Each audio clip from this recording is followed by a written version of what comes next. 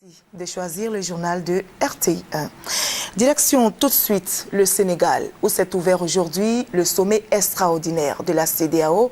Au menu de ce sommet extraordinaire, présidé par le chef de l'État Alassane Ouattara, président en exercice de la CEDEAO, l'économie et les crises dans la sous-région, notamment au Mali et en Guinée-Bissau. Le reportage de notre envoyé spécial à Dakar, Viviane Aïmé.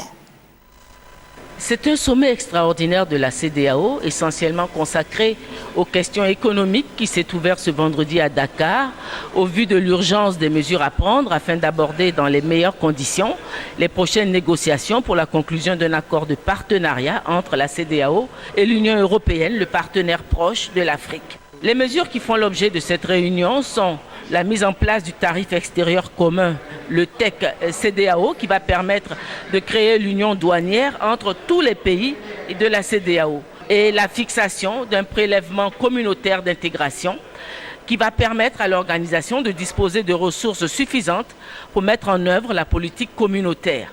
10 chefs d'État participaient à cette session. Le président en exercice de la CEDEAO, le chef de l'État ivoirien, le président Alassane Ouattara, a insisté sur l'important profit que la CEDEAO pourrait tirer de l'adoption de ces mesures. Cette rencontre est donc l'occasion de réaffirmer notre engagement à faire aboutir les réformes économiques au sein de notre espace.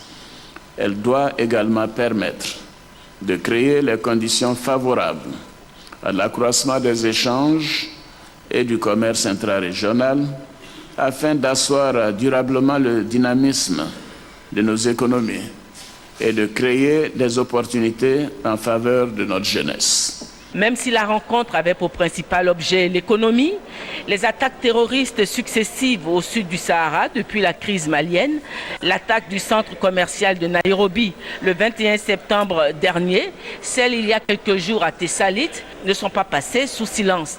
Le président en exercice de la CEDEAO a lancé un vibrant appel à ses pairs et à toute la communauté internationale pour la poursuite de la lutte contre le terrorisme en Afrique. Le sommet évaluera en outre le niveau de mobilisation des ressources pour l'organisation des élections générales en Guinée-Bissau au mois de novembre. La rencontre s'est poursuivie par un huis clos des chefs d'État accompagnés de leurs experts au cours duquel tous ces points ont été examinés.